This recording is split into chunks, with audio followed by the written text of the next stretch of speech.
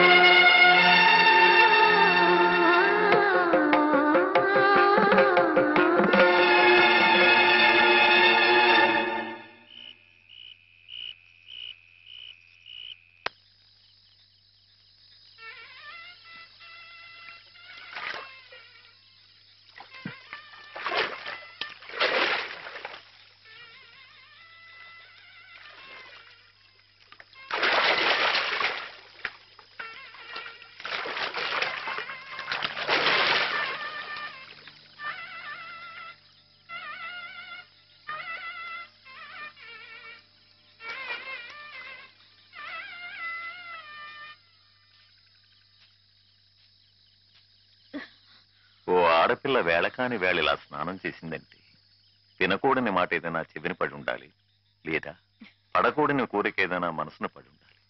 అవునా అమ్మా? రాత్రి శివుడి వేషంలో ఉన్న మాధవ్ పక్కన నేను పార్వతిలా నిలబడాల్సి వచ్చింది బాబా. పార్వతిలా నటిస్తేనే స్నానం చేశావు. రేపు ఆ శివుడి పక్కన పార్వతిలా జీవించాల్సి వస్తే?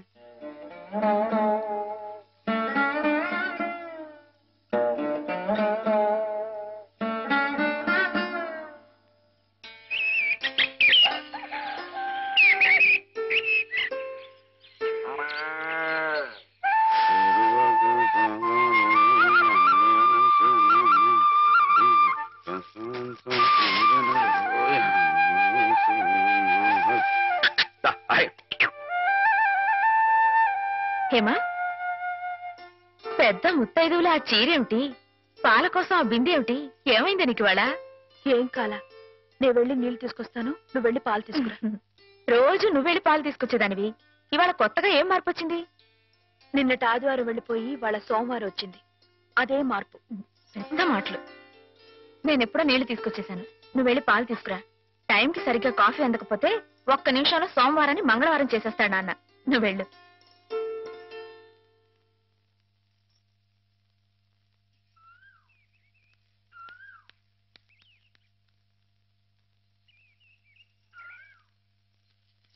రండి రండి. ఏంటమ్మా గారు ఆలస్యం లేచారేంటండి? కళ్ళు కలవల్లా ఉన్నాయి. పాలు పాలు రెడీయేగానండి. రాత్రి స్టేజ్ మీదకి అసలు నిజంగానే ఆదిశక్తి వచ్చి ఉందండి. చూశారు కదండి రాత్రి మీరు వచ్చిన వంగత వాళ్ళందరినీ ఎలా ఉతికి పారేశానో. రాత్రి దెబ్బతో నాకు గట్టి నమ్మకం వచ్చేసిందండి. నాకు ఎప్పుడు ఏ ఆపద వచ్చినా మీరు వచ్చి కాపాడేస్తారని. నువ్వు జాగ్రత్తగా ఉంటే నీకు ఆపదలు ఎందుకు వస్తాయి? అసలు ఎదుటివాడిని చదవగలిగే లౌక్యం నీకు రావాలని రోజు దేవుడికి దండం పెట్టుకుంటున్నాను. నిజమా అమ్మాయి గారు? రోజు నా గురించి మీరు దేవుడికి దండం పెట్టుకుంటారా? పాలు చూడు. బాగుంది నాన్న, బాగుందండి. శుభం. మరి అబ్బాయికి అమ్మాయి నచ్చింది కాబట్టి ఆ ఇచ్చిపుచ్చుకోవడాలు కూడా మరి ఎవరండి బాబు అబ్బాయి గారికి అమ్మాయి గారు పాస్ అయిపోయి సరే అండి, మరి అమ్మాయి గారికి అబ్బాయి గారు పాస్ అవ్వట్లేదు ఏంటండి? అయ్య బాబా. వెళ్తాం గారు మిమ్మల్ని కొంచెం అలా బయటికి రండి. రండి. అమ్మాయి గారు మీకు పెళ్లి కొడుకు అన్ని విధాలా నచ్చితేనే ఈ పెళ్లి జరుగుతుంది, లేకపోతే జరగదు. చెప్పండి, మీకు అబ్బాయి నచ్చాడా? ఆడపిల్లలు నువ్వు ఇట్ట అడగగానే అట చెప్పేస్తారా? రైటే లేండి, ఇటప్పుడు కొంచెం ఇరకాడంగానే ఉంటుంది. ఓ పని చేయండి, అబ్బాయి మీకు నచ్చితే నవ్వుతూ తలదించుకోండి, నచ్చలేదనుకోండి కోపంగా నాకు తిరిగి చూడండి. అయ్యి బాబాయ్ అదేంటండి, అటు నవ్వు కాదు ఇటు కోపం కాదు, అటు బాధగా చూసి అర్థం ఏంటండి? నాన్నని చెల్లెల్ని మిమ్మల్ని అందరినీ వదిలి వెళ్ళాలంటే బాధగా ఉంది. రైటేనండి, ఆడపిల్ల అంటే అంతే కదండి. పాప రేపు హేమ గారు కూడా అంతేలే. వదిలేస్తే లింకులు పెట్టేస్తాడు. నీకాయన నచ్చారా లేదా అది చెప్పు.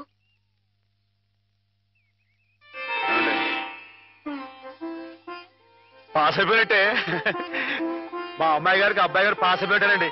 ఇక పెళ్లి ఏర్పాటు చేసేసుకోండి. శుభం. అయితే కట్న కానుకల విషయాలు కూడా మరి ఏమండో మేమే బంగారం అంటే ఆడపిల్లలు ఇస్తుంటే ఇంకా ఎదురుడుతారండి బాబు. నువ్వు ఊరుకో. సంతలో పశువుని పెట్టి బేరం ఆడినట్టు నన్ను మధ్యలో పెట్టి బేరం ఆడడం నాకు సుతరాం ఇష్టం లేదు. నేను అలా బయట నుంచి ఉంటాను, మీరు మాట్లాడుకోండి. మా వాడు చిన్నప్పటి నుంచి అంతేలేండి. కొన్ని పద్ధతులున్న మనిషి, మధ్యతరగతి వాళ్ళం కదా. తప్పని తెలిసినా కొన్ని బాధ్యతలను నెరవేర్చడానికి కొన్ని పనులు చేయక తప్పదు. మరి ఏమంటారు బావగారు? అవన్నీ ఎందుకండి, ఆ పుచ్చుకునేది ఏదో ఒక ముక్క మా మనసులో వేయండి. ఒక 50,000 అయితే సబబుగా ఉంటుందంటారు. హాయ్, సరే బావగారు, మీ సంబంధం మాకు నచ్చిందండి. త్వరలోనే ముహూర్తాలు పెట్టుకుందాం. వస్తామండి. నమస్కారం. విన్నావటే 50,000 కట్టడం కానీ ఒక క్షణం ఆలోచించకుండా ఒప్పేసుకోండి మీ అన్నయ్య గారు. అంతటితో ఆగుతుందా? లాంఛనాలని అవని ఇవని ఇంకా అమాం బాపతు ఇంకో 10,000 దేగుతుంది. కాస్త దేగితే మాత్రం తప్పే ఉందండి, మంచి సంబంధం అనుకున్న తర్వాత. ఒరే డబ్బు గురించిన ఆలోచన ఎందుకు బాబు గారు? ఈ ఇంటిని అమ్మేస్తాను. జోకులు వేస్తున్నారా బాబు గారు? లేదయ్యా, నిజంగానే అమ్మేస్తాను. తాతల నాటి ఆస్తి ఈ ఇంటిని అమ్మేస్తారా? అవును బాబు గారు, నాకు కుర్రాడు నచ్చాడు, అతని క్రమశిక్షణ నచ్చింది. ఈ రోజు లెక్కల ప్రకారం వాళ్ళు ఏమీ ఆకాశంలో లేరమ్మా. చాలా సబబుగానే అడిగారు. అయినా రేపు మీరు మాత్రం అడగరా? మీరు అడగకపోయినా నా బాధ్యతగా నేను ఇవ్వద్దా చెప్పండి? అందుకే ఇంటిని అమ్మేసేయాలనే నిశ్చయానికి వచ్చాను. మీ ఎరుకలో ఏదైనా మంచి బేరం ఉంటే చూడండి బాబు గారు. కాస్త ఇంటిని శ్రద్ధగా చూసుకునే మనుషులను చూడండి.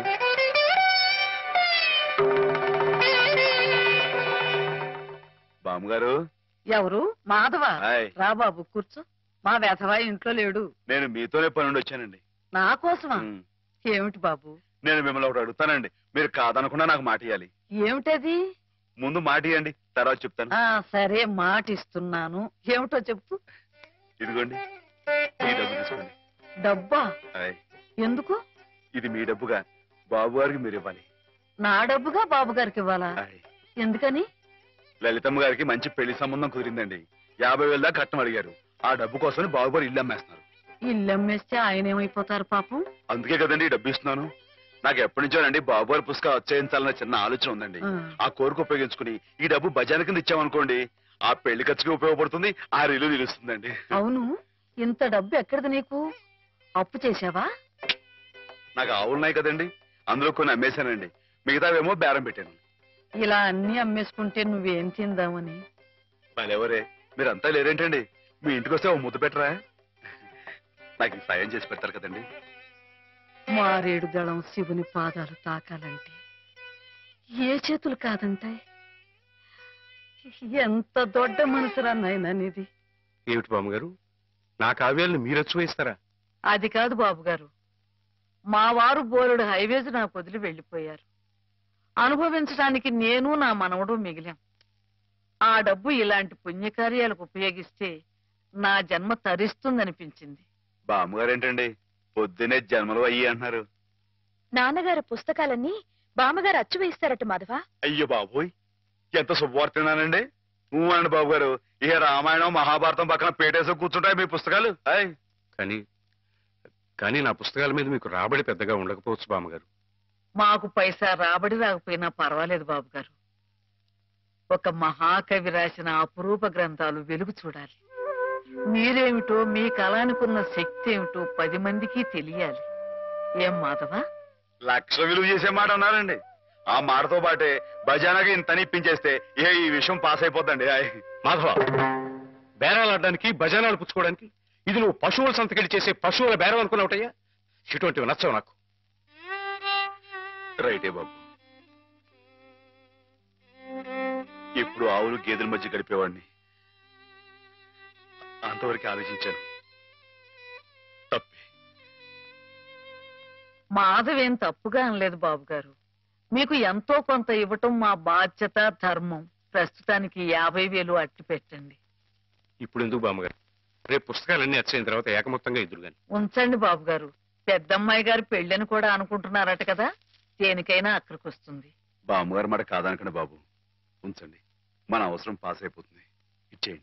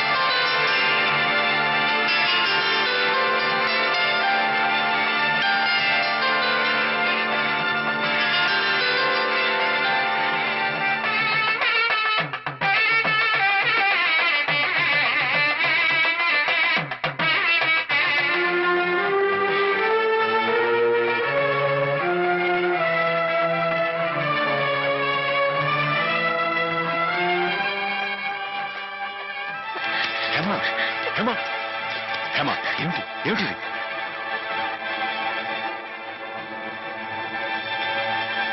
ఏంటండి అమ్మాయి గారు, ఏమైందండి? ఏం లేదు.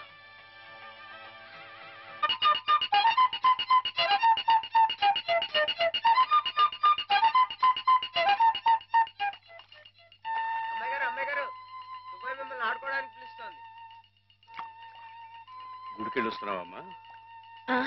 పుట్టినరోజు కదా అని. కన్నెపిల్ల జరుపుకునే ఒక్కొక్క పుట్టినరోజు కన్నవాళ్లకు ఒక్కో హెచ్చరికమ్మా. కళ్యాణ ఘడి సమీపిస్తుంది సుమా అనే ఓ అందమైన హెచ్చరిక. కూర్చోండి నాన్న. ఎందుకమ్మా? కూర్చోండి. లేమ్మా, లే. ఈ పుట్టినింటి మహారాణి, మెట్టినింటి మహారాణి పిల్లపాపలతో సుఖ సంతోషాలతో వర్ధిల్లాలమ్మా. అన్నట్టు మీ అక్కయ్య నీకు ఉత్తరం రాసిందమ్మా. ఏం రాసింది నాన్న? నీకు పుట్టినరోజు శుభాకాంక్షలు పంపింది. నువ్వు కూడా దానికి వెంటనే శుభాకాంక్షలు అందజేయాలి సుమా. దేనికి? మీ అక్కయ్య నన్ను తాతం చేయబోతుందమ్మా.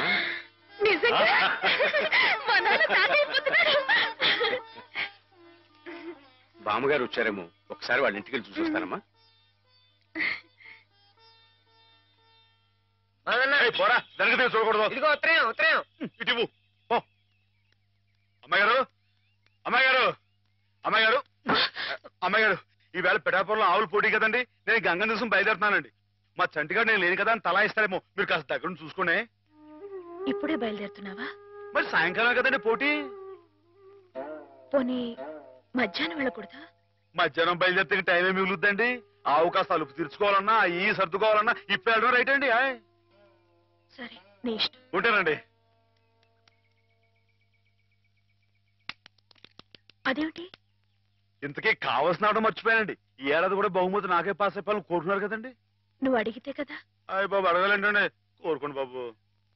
సరే, నీదే. చాలండి.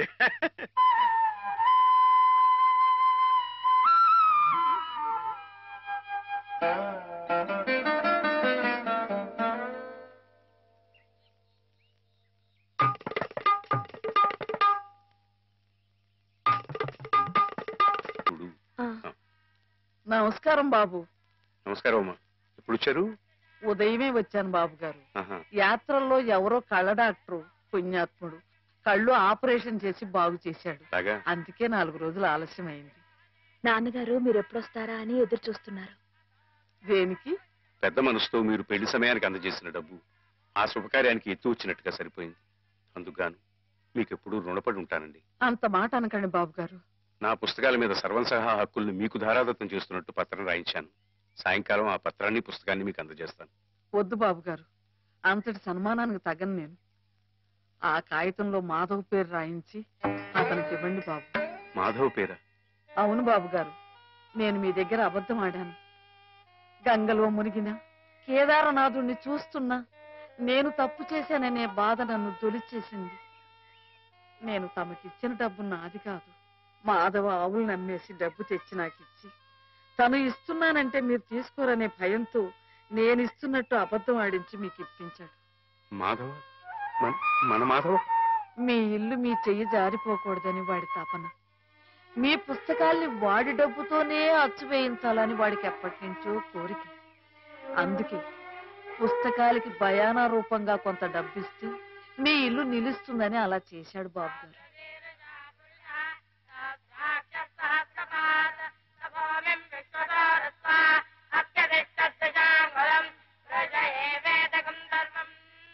ఆవులు ఏమయ్యాయా అని అడిగితే ఆసుపత్రిలో చేర్పించానని అబద్ధం చెప్పాడు. ఇందుకేనన్నమాట. మన్ను తినలేదని ఆ రోజు గోపాలుడు చెప్పిన అబద్ధం పెంచిన తల్లిని పునీతురాల్ని చేయడానికైతే మమత నిండిన ఈ గోపాలుడు ఈనాడు చెప్పిన అబద్ధం పెంచిన పంచని 10 కాలాల పాటు చల్లగా నిలపడానికమ్మా.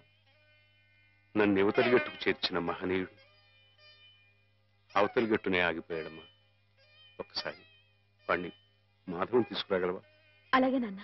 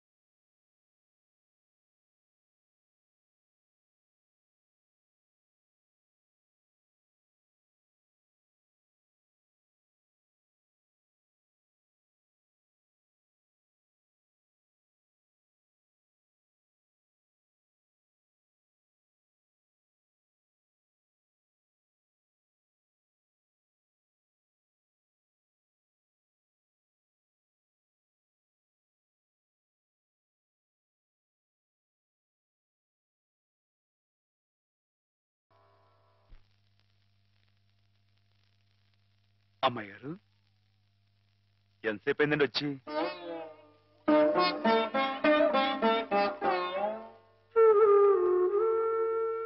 ఏంటమ్మాయి గారు అలా కొత్తగా చూస్తున్నారేంటి? నువ్వు చాలా కొత్తగా కనిపిస్తున్నావు మాధవ. అయ్యే బట్టలు అదే పని అదే మొహం. నేను కొత్తగా ఊరుకోను అమ్మాయి గారు.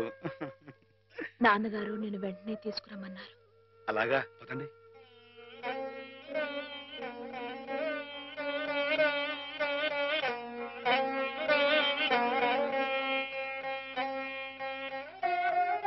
ఏమిటే ఈ అమూల్యమైన గ్రంథాలు ఏమిటి? అతలకు అంకితం ఇవ్వడం ఏమిటి? నేనేం చెప్పను. మావయ్య మంచి పని చేస్తున్నాడు అన్న.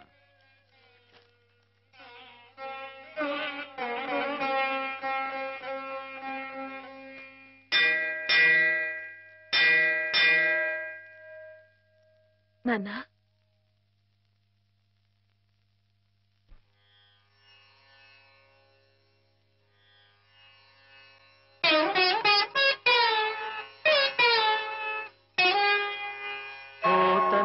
కలలోన పొడగట్టు రాముడై రావయ్య మత్కావ్య రమ్య ఫలమా జయదేవ కవిరాజ జయగీతి ఫలమైన కృష్ణయ్య రావయ్య కీర్తి గరిమా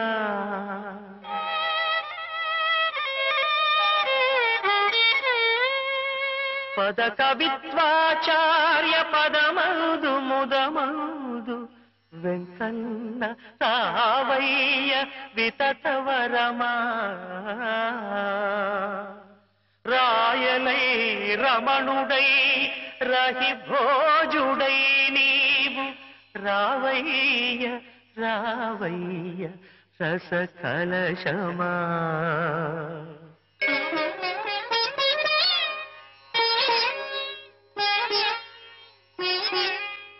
ఇట్టి నీ కన్న అర్కులింకెవ్వరయ్య అక్షరానంద రసమి రుద్రాభిషేకమనగా నీకంకితము చేతుననగా నీకంకితము చేతును అనగా లలిత కలిత గుణమాన్య మత్కావ్య కన్య ధన్య ధన్య.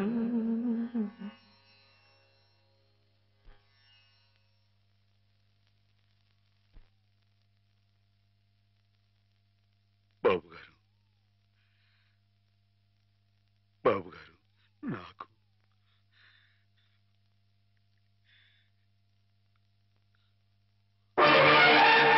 బాబు గారు నాన్న బాబా నాన్న నాన్న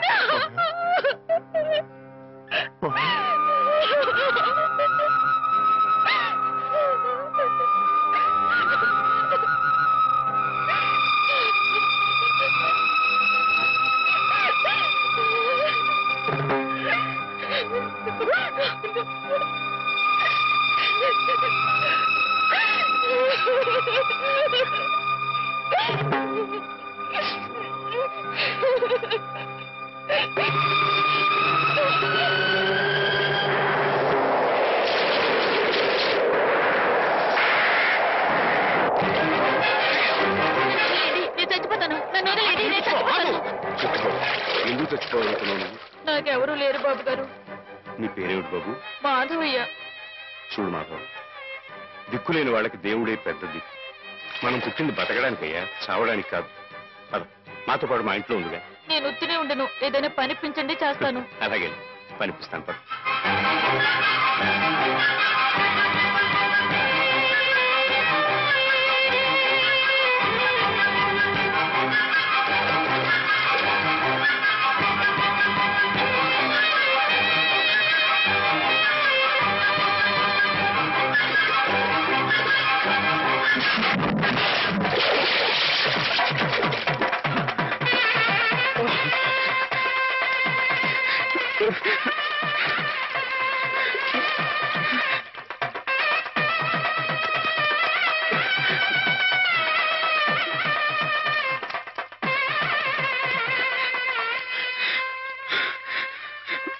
మహేశ్వరుడు, పరమేశ్వరుడు, లోకరక్షకుడు, ఇవన్నీ నీ పేర్లేక? ఒక్క మంచి పని కూడా చేయలేని వాడివి నీకెందుకయ్యా ఇన్ని మంచి పేర్లు?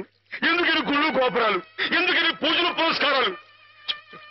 చెప్పు, మాట్లాడు మాట్లాడు మాట్లాడు. ఎందుకంటే నువ్వు తప్పు చేసావు గనక.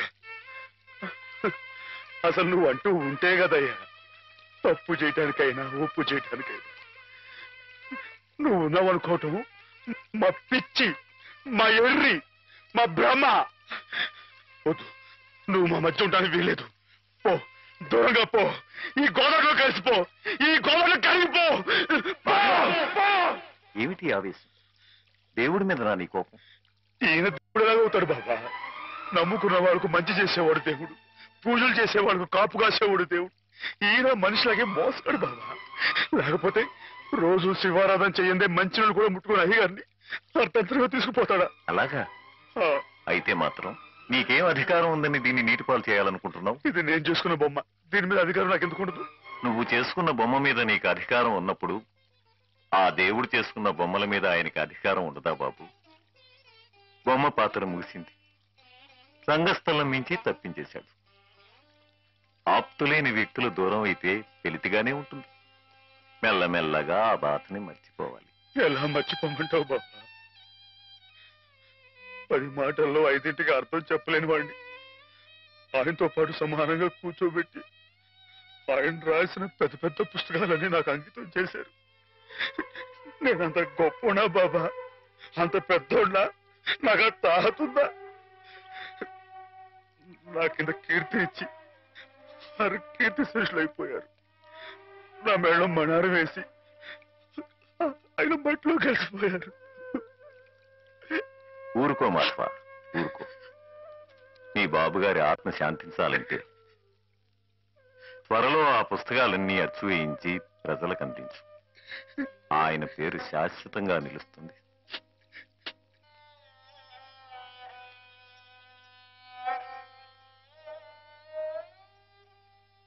ఇక నాన్నగారి పుస్తకాల సంగతి మర్చిపో మాధవ. ఈ ఇల్లు నిలబెట్టాలను